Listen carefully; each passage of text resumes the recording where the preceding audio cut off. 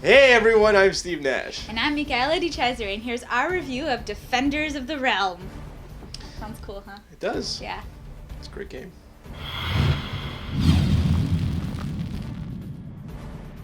In Defenders, players are working together to try and stop the 4 evil generals from reaching Monarch City.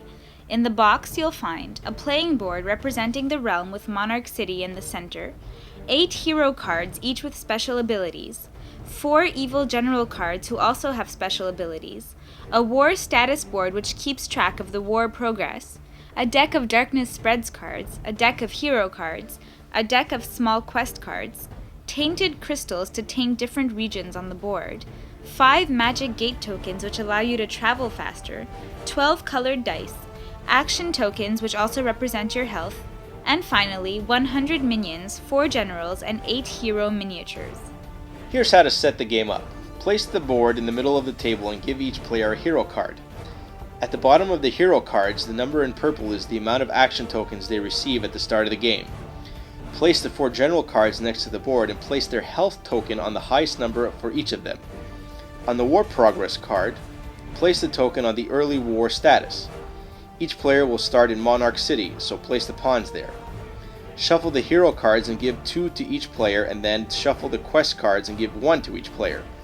Place a magic gate token on the dancing stone location. It's now time to set up the enemy minions.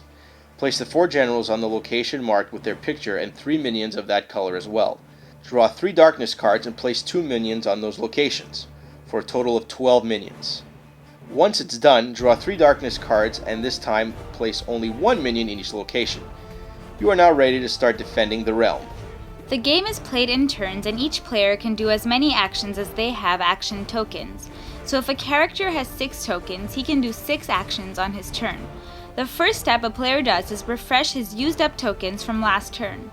The next step is to do actions. For each action spent, he can move 1 space on foot, move 2 spaces on horse by discarding a card with a horse on it, move 4 spaces by eagle by discarding a card with an eagle on it, move by magic gate using a card with a magic gate on it, perform a special skill with his character, listen to rumors at the inn, which allows you to draw more hero cards, heal a tainted area, attack minions in an area, and finally, heal yourself if wounded. Each one of those uses up 1 action token. Once you have no more actions left, you do the final step of your turn, which is to draw 2 hero cards and flip over a darkness card. Look at the darkness card and place minions on those locations. At the bottom of the card, there is always a movement for one of the 4 generals. If the next area on the card is also the next area on the board, then he will move to that location with added minions. If at any time a land has more than 3 minions, place a tainted crystal instead of a minion, and then place a minion on each of the adjacent areas. If your team is not fast at killing minions, you'll be overrun in no time.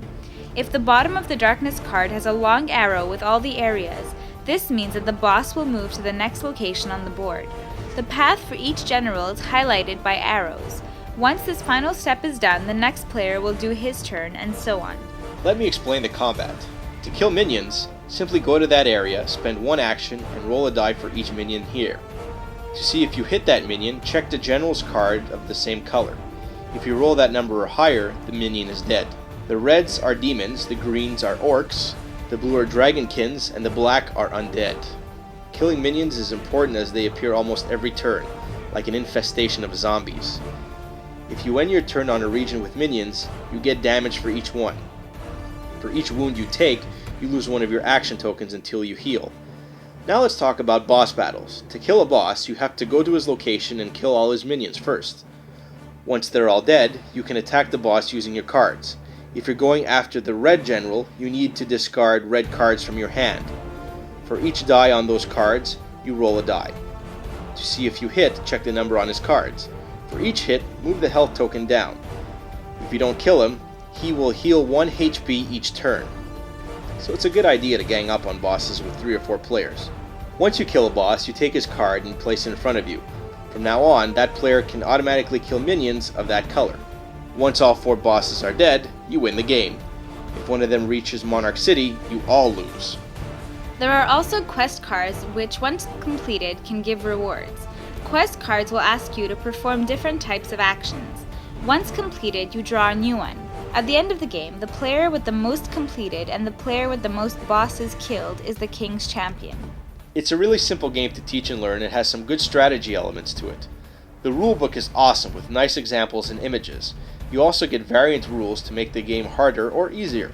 It's a great co-op game for anyone to jump in and play. The artwork on the cards is really nice, but the board needs some work. All the minions are exactly the same, which was a small turnoff considering the price you'll pay.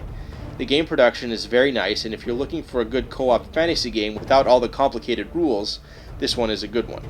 We're giving this game 7.5 on 10. It lost points on the price, the board art, the minions being all the same, and the fact that the blue dragon doesn't stay up on its feet.